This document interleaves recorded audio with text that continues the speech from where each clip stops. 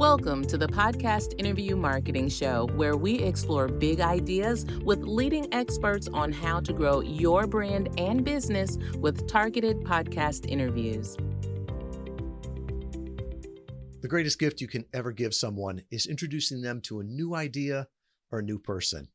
That's why I'm always thankful for my buddy Todd, who introduced me to David Bonney in this book, More Sales, Bigger Impact. Now, I've read a whole lot of sales books in my life. This one was different. And you'll see here, David Bonney is a different guy. He's got a different viewpoint on sales. And I think it aligns very, very well with podcast interview marketing. It's this whole idea of nobody wants to be sold, right? And especially in professional services, people aren't sold those, they buy those, right? And the larger the engagement, the larger the relationship, it's a buying process, not a selling process. And that's really what David focuses in on.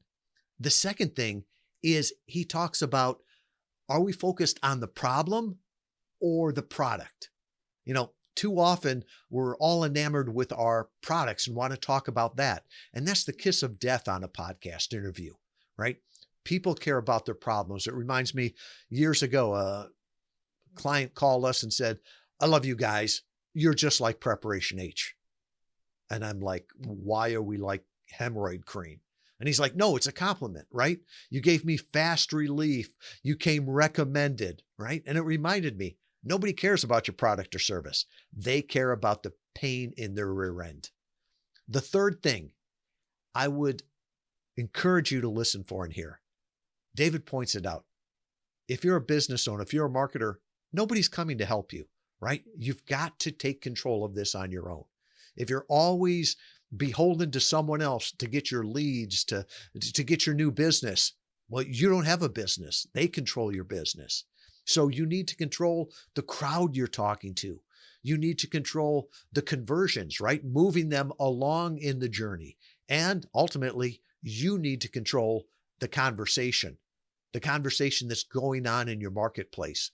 Because the person that controls that conversation, that sets the tone, well, they are by default the category leader in there. So without further ado, let me pass it over to Lasina and David. Hello, everyone, and welcome to the Podcast Interview Marketing Show. Today, I'm your host, Lasina Jensen, and we have a guest here today, David Bonney, joining us. And we are discussing the ideal sales process after podcast interviews today. And we're really looking forward to this.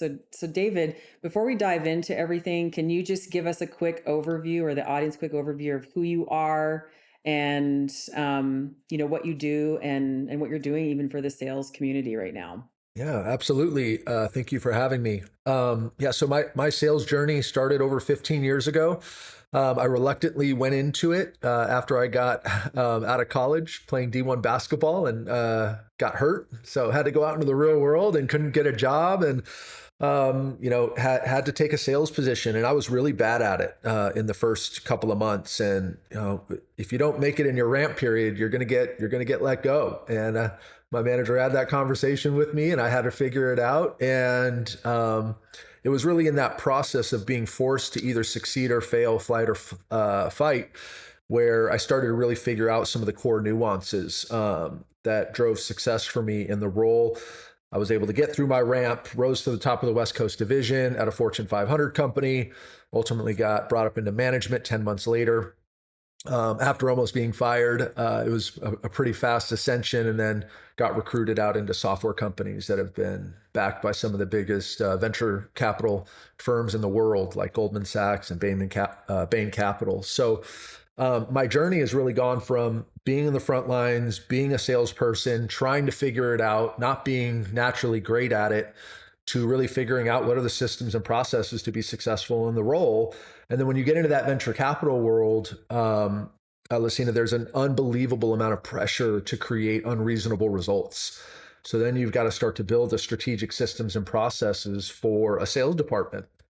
and for a revenue generating department. So that architecture has just been something I've been building for close to 20 years now, from the frontline conversation all the way up to the macro level sales operation structure that we teach today, and everything in between, which that complete life cycle gives you a really good understanding of what it takes to not just create sales, but to create healthy revenue for a company.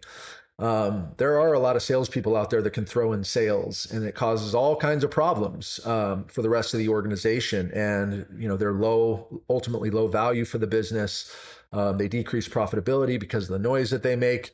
The real key is, how do we generate a lot of sales that are high quality sales, so it's really healthy for the organization and healthy for the company, no matter what size it is. Mm-hmm. Well, that's great. And that's exactly why we're going to have this conversation today. So it ties right in with everything that we're discussing. Really just wanted to dive in. I know that our founder, read your book, but can you tell us a little bit more about how you really got involved in the podcast interview marketing space? Yeah. So one of my good friends, Todd, he's one of the best marketers I know. And it was a few years ago, as I was talking to him about some of the go-to-market plans that we had for the company, and some of the things that we were doing. He said, "Hey, dude, there's this channel called Podcast Interview Marketing." And I'm like, "What? What do you mean channel? Like, I've been on podcasts before. What are you talking about?" He's like, "No, dude. Like, this is a different way to go about doing it. It is a far more strategic approach to take a more complex service like yours, a more complex offering, where you can have deeper conversations to allow people to understand what is the bigger problem that they're dealing with, and how are there different approaches or different solutions to being able to solve that." So it was within that conversation and the respect that I have for him. He's built multiple companies and exited multiple companies. He's that guy that you aspire to be, living the dream out there as an entrepreneur. But it was through that conversation that I really got introduced to podcast interview marketing and Tom. And then that conversation developed to really understand that there are Facebook ads, there are all these things that you can do out there to just kind of spray and pray, just put out all these impressions and hope you get people through, and hope that they know even a little bit about what you do. And it's a very difficult way. It's great for e-commerce businesses, but it's a very difficult way to scale the traditional sales or the traditional services business like we have. So, as we engaged in that, we started to see strategically, it's not just about getting on there and having good conversations with people. It's about getting on there and strategically having a conversation that drives people to a different level of awareness around the bigger problems that they're dealing with, and how they can engage with you more effectively in a way that is more targeted towards the differences that your company brings to the market, that's the key. We're not all doing what everybody else is doing, which is why we created our company. We need to be able to highlight that quickly and effectively for people. Right. Like, what's the nuance? What makes you special, right? That's Why right. people need to understand that. That's right. Yeah, and that really ties into a little bit more what we talked about a little bit before. Is really about the education side of thing. Like, really, how do podcast guest appearances align and contribute to the sales process? And I know you mentioned and touched a little bit on creating the awareness, but can you talk a little bit more on just the education and then the quality of lead, kind of those kinds of areas we discussed beforehand? Yeah, I mean, we all know it. We all know when we get that sales lead in the funnel, and they have no problem awareness. They don't really know that there's a problem. They just, they saw some ad or somebody told them about you, and they just thought it looked interesting, and they just, they're just kind of an enthusiast in that area or whatever it is, or they're just always trying to stay on top of the trends, or and they end up in the sales funnel, and without problem awareness, our solutions don't matter. People don't want our stuff, and I think that's one of the core messages that we'll talk about a lot here in this episode today. People don't want our stuff; they want solutions to the problems that are causing them the most pain and keeping them from outcomes. So when leads can come into the sales process with problem awareness already, that the quality of that lead is so much higher, and the conversations that we can have with that lead are so much more effective. And ultimately, whether we as founders are running sales or whether we have a sales team, our capital and our resources are being deployed on leads that have a higher likelihood of converting and are more likely to be more valuable to the company over a long term. And that's obviously what we want. We don't want our payroll dollars or our time going to functions and activities that aren't going to yield any fruit. And podcast marketing just cuts through all of that, because you can have a deeper conversation about the core problems that they're experiencing. And if they can identify with that problem, then they can listen to see if they like your flavor of a solution. And if they like that, then it's worth having a conversation and everybody's on the same page and it's going to be valuable for everybody. So yeah, definitely. It just takes that part. I like how you're talking about having to put resources in other areas. And I've heard a lot of clients say, I'm tired of putting out fires. Yeah, that's right. And I think that you said, that level of that in-depth education piece that lets people really get into who you are, your morals, your values, like what you stand for, and really how things work. And they're like, yeah, I want to work with David, or I want to work with such and such person because this is exactly what I've been looking for. And there's a lot less stress in the relationship, right? Yeah. Yeah. And you're not getting people, you're far less likely to get people, if they do go through the sales process, you're far less likely to get people to come back and say, hey, this isn't what I thought it was going to be. Hey, this is not what I thought I bought, or, whatever the thing is, because there's already a basic and a fundamental level of education that they have on what it is that you do and how you approach solving the problems. And a lot of the stuff, the additional stuff there is just is the details, the important stuff, but they're just details, but they're already in the sphere of understanding what you do, what problems you solve, and how you're going to help them solve it, which is, again, what all they care about. Yeah, definitely. So we're going to kind of move into another area here shortly, but I know that you had mentioned that you referred clients to us and were able to see the types of, and the interview Valet, sorry, that you were able to see the types of results that they experienced. Can you touch on that a little bit, on some of the clients that that worked with us outside of Todd, who initially referred you? Yeah. Yeah, so I won't touch on obviously on the specific clients, but basically what the strategy is that they've leveraged is it's really a strategy to control the conversation. When you're the company in your market who can create the most content and get it out there, what that gives you is it gives you the power to control the conversation. And unfortunately, the people that don't know what they're doing, but they're just great content creators and they're great marketers, they end up controlling the conversation and leading people, right? Leading the market to all these weird areas that they shouldn't be, right? And they ultimately get found out after they've made a ton of money. But, those of us that know what we're doing, we listen to that stuff and we go, gosh, that's not going to work. That's not the right way to go. Well, what podcast interview marketing does is it gives you the ability to create massive amounts of content. Because as soon as you get out there and you can do 12 to 18 episodes, 24 episodes, 36 episodes, and you're doing this continuously, what you're doing is you're not only creating the podcast, but you're creating a repurposing content machine. And you can repurpose that content in so many different areas. So you can get content into the channels that are necessary for your list. If you go shoot a podcast, you're going to get new leads into your funnel. That's all good and great. I love that.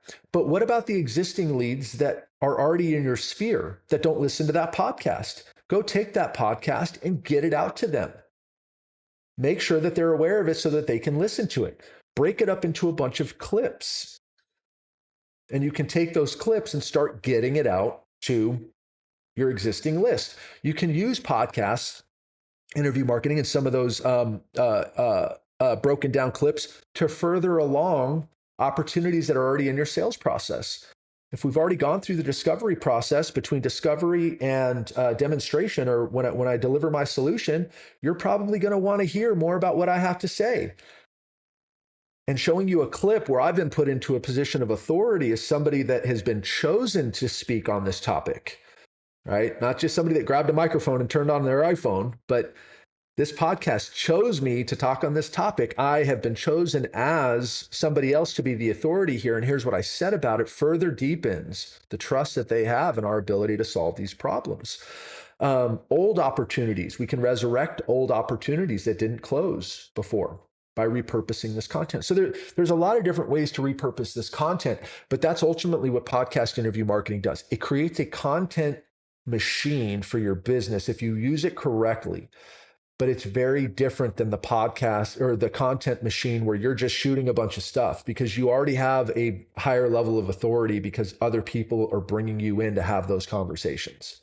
Yeah, absolutely. And we talked about those areas, but there's also one that you mentioned is the business development. How does it help with business development? Yeah. So that was with me specifically, right? With the clients that I've had, being able to see them deploy this content machine has been great, right? It allows them to start to take over the conversation and direct the market in the way that they see that it needs to be directed, in terms of really understanding the bigger problems and understanding what path they should take to solve them.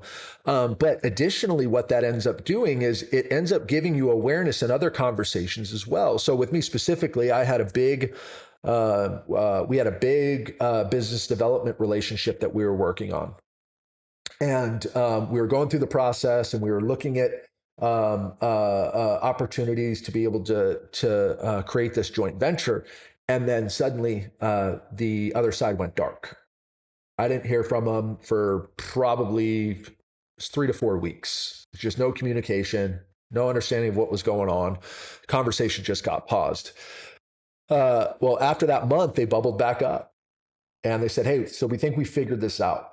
We saw you on a couple of podcasts, one specifically that we listened to a ton. We love what you had to say. We think it really fits in this way, et cetera, et cetera." Ultimately, what I saw, though, is they looked at me now as a known entity.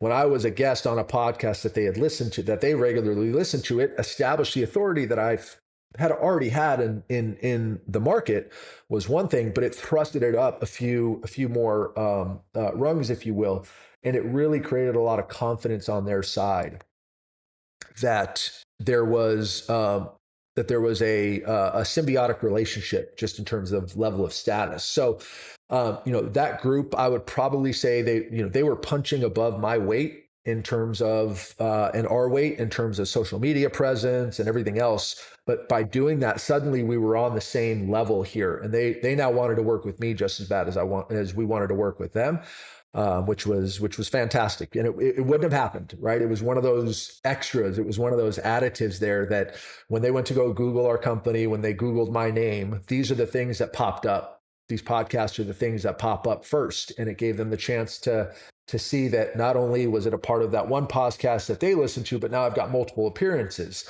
and that I'm in demand by the community, if you will. So, I mean, again, the social proof side of it, when you are picked by others to talk on a topic, it is a huge differentiator. I can't explain to you guys enough. In today's world, everybody can buy an iPhone 14 and a ring light and a microphone and just start talking. It doesn't mean, and because of that, there's so much noise. There's now this level of qualification that happens when the top podcasts, right, and all the podcasts that we were on were the top 20% in terms of downloads and activity. It brings it into another realm where you start to cut through the noise and you have established credibility and authority for multiple opportunities in the business. Yeah, and we also talked. You've talked a little bit. We're kind of moving into how this helps to build relationships, right? And so the different ways that you can do this. How do you, just when your experience and what have you seen with the potential for building those longer term relationships, potential clients and customers?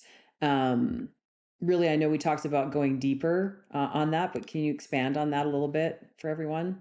Yeah, I mean, from a deeper relationship perspective, I think there's, again, if you're controlling the conversation and you're the authority, that relationship for them just stays intact, right? Like they're thinking about you when you're not thinking about them, kind of a thing, because you're a solution to their problems, which ultimately, because it's about them, right?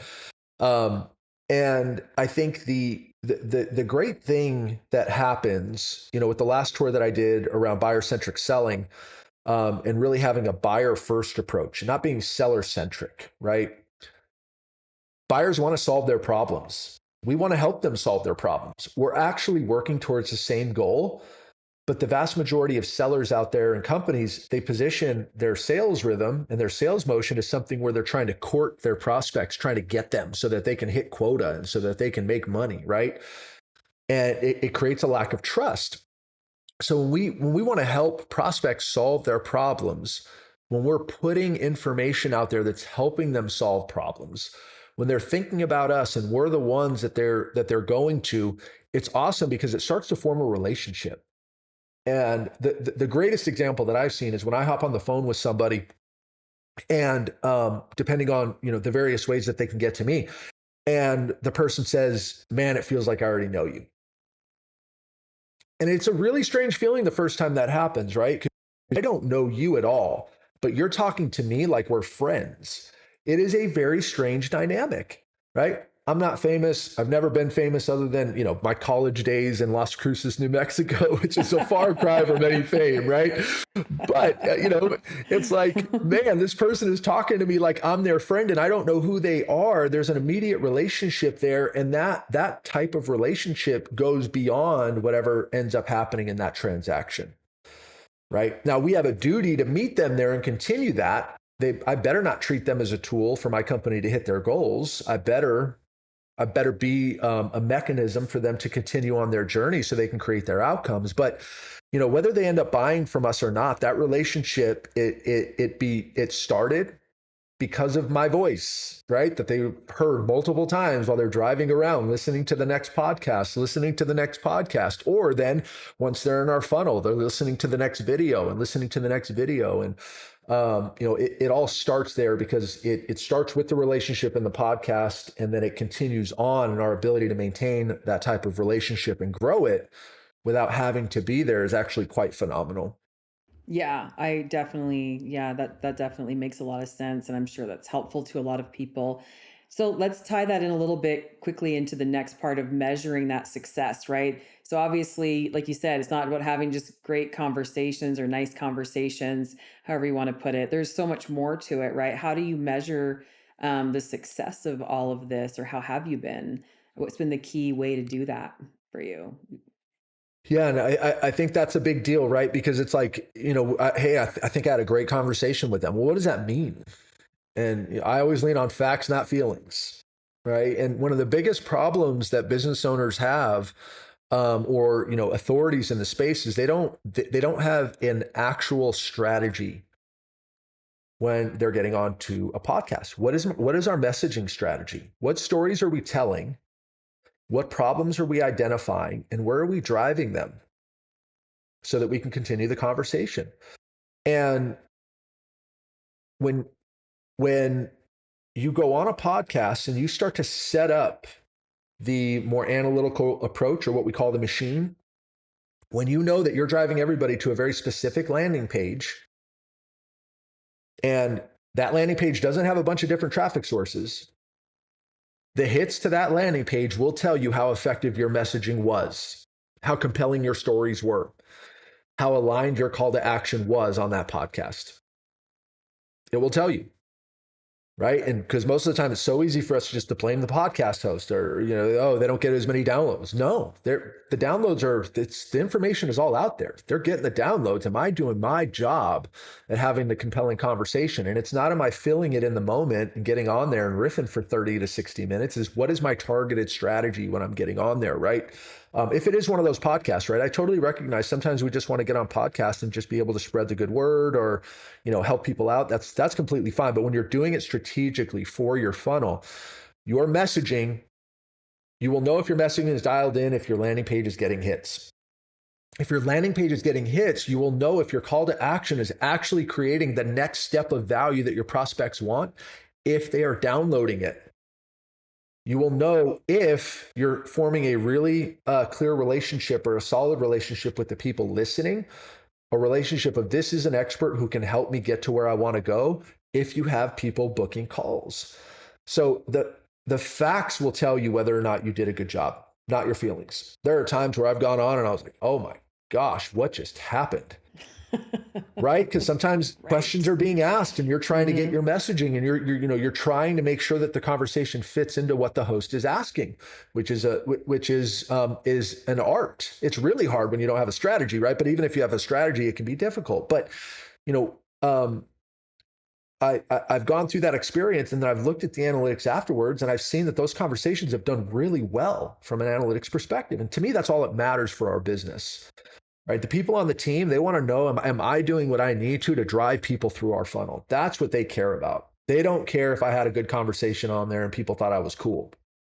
We want to grow the business. We want to scale our influence and our impact. And that machine is so important. It's so important to know not only why am I going on there, what am I going to say, what is the strategy, but how am I actually going to set up the machine afterwards that will give me factual data on whether or not I did a good job or not. Yeah, and that's a totally different approach because people often want to know, like, what am I going to get out of this in terms of leads or sales? But really, like you said, getting clear on the messaging, does it make sense? Is it getting me what I want? And then if it's not, then what do I need to do to change that, right? And putting the onus back on yourself instead of, like you said, everybody else. And when it goes back to the content machine, one extra thing, I'll just add this real quick. When it goes back to that content machine, I'll go back and I'll review a podcast. And if I don't have those punchy, thought-provoking, differentiating statements that I can clip, then I know I gotta be more intentional about that. Because guys, if we're going to repurpose content, if you're going to try to put together a 30, 60-second clip that's going to grab people's attention, right, with the 10,000 followers, the 2,000 followers, I don't care, whatever you have on social media, to the list that you have, if you can't create that clip that grabs their attention right away, they're not going to watch it. Well, it's your job to weave that in if you want to repurpose that content. Right? And it's not that hard. It's just at a certain point you get in there and you say, and Lasina, there's one more thing. Guys, stop thinking this is going to just happen for you. Nobody's going to help your business. You're in control of your leads. You are in control of your status in the market. You need to get your messaging down. You need to get your strategy down and put it into a machine and the results will come. Bam, just like that. I know right after I said the word Lasina, I could probably cut that clip, right? And I could probably pull that out and I could send that out to people if this is what I wanted to do. But, these are just some of the things that you get better at. And that's why this thing is not, this is a strategy. This is a very, very effective strategy. It's not about, oh God, I got a podcast today. Let me throw on my headphones and let's see how it goes, right? This will reap huge results if you leverage it in a serious way for your business. Yeah, it's awesome. It is. And, we talked about the punchy messaging, the thing that message or that line or that point that you make that really causes a major paradigm shift in that person's world, or you become, as Tom says, the answer to prayer, or whatever it is, right? So can you tell me just long-term view with podcasts, where is it heading? Where's podcast interview marketing heading in the future in terms of for business growth? And what we talked about, that punchy versus slick messaging, right? Can you tell us a bit more about what that's all about? Why are people getting tired of that? Yeah, I mean, so in my latest book, Buyer-Centric Selling, the distinction between the seller-centric approach, where you're basically just trying to get on, you're getting on calls trying to get people to buy your stuff, instead of getting on calls trying to help people solve their problem. That's what the buyer-centric approach is. And again, people want to solve their problems. And as I was going through and I was writing the book, part of it is you just start doing research, right? Why is this happening? What is the market saying? Because you need the data to validate it, right? The data was just everywhere. And you guys know it. Everybody listening to this, you hate hopping on sales calls, right? Like, as a prospect, you hate it because you're going to have a unproductive conversation with this person that is trying to use you to hit their quota, and they're either going to completely waste your time, or they're going to manipulate you and try to do all these things and make you feel uncomfortable. It's like, I just want to solve my problems. Why do I have to go through this? And the stats are clear. It's just under 70% of people have just outright said, if I can bypass the salesperson and the sales process, I would be more than happy to. They don't want to go through it anymore. And the key to it is when it comes to content marketing, our website is just another marketing piece, slick marketing piece that says all the right things to get me into the funnel. And then I realized, oh, this product can't do this, or this service doesn't do that, or they, whatever the thing is.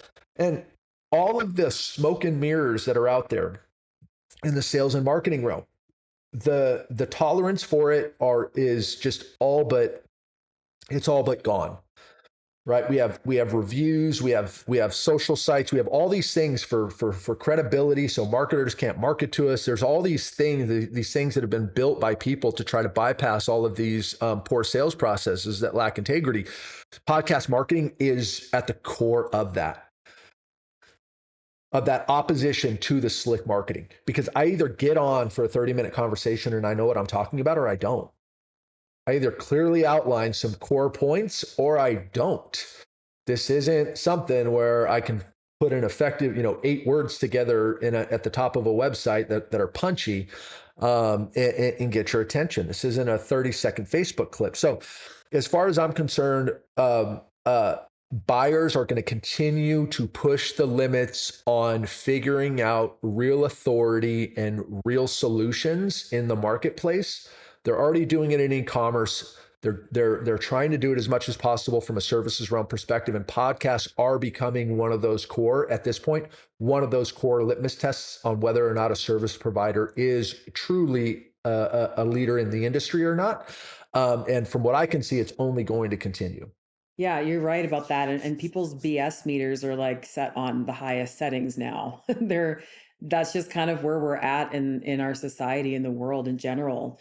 So that really ties in. So the buyer-centric, being buyer-centric over seller-centric, tell everyone where they can learn more about you, and maybe you want to show them a copy of your book. Maybe just go ahead. You take that part away. Yeah.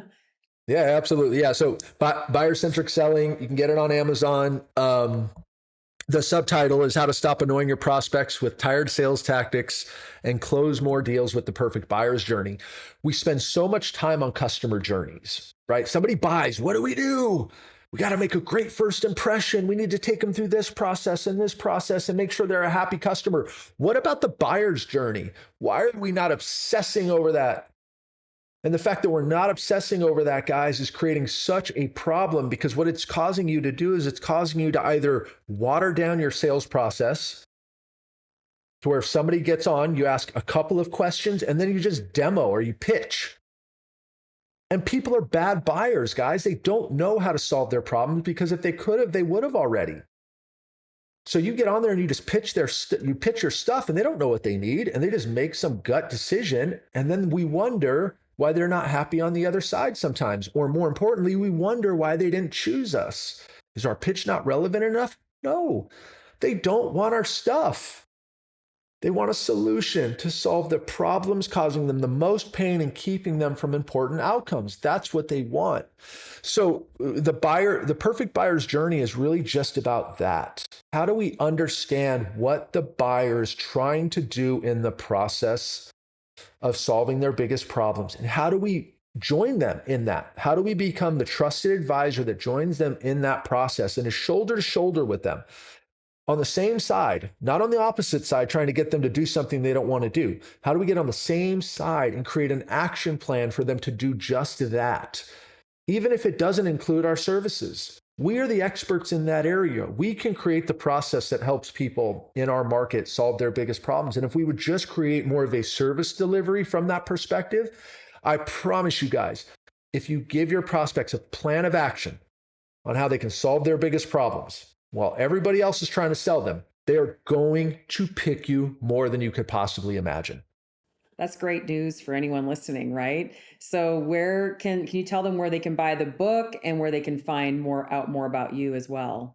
Yeah, so you can buy the book on Amazon.com. You've got the hard copy and the paperback. And then to find out more about me and what we do, you can go to 45.io. I'm sure you guys will put that in the notes so it's spelled correctly, FOURTYFIVE.io. And what we're really focused on is how do we create a sales process or a sales playbook, not a script, a sales process and a sales playbook that provides, like I said before, a valuable service for every prospect that enters our funnel. And then how do we allow technology to back that, so that there's far less confusion in the sales process, so that prospects don't have to burn so many calories figuring out how to solve their problems. And they can just do the simple work of having a conversation with you, getting a clear digital plan, and knowing what the next step is to move forward.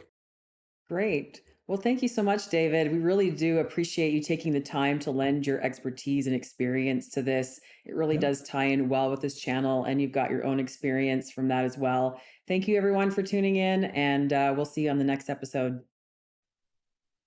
Wow, that was great. If you want to learn more about David and his sales process, you can go to 45.io or just go back to the show notes at podcastinterviewmarketing.com, episode 10. We'll have the buyer's action plan that David puts together. That's been fundamental in the Interview Valet sales process. We also do the chasm assessment. They'll be back there.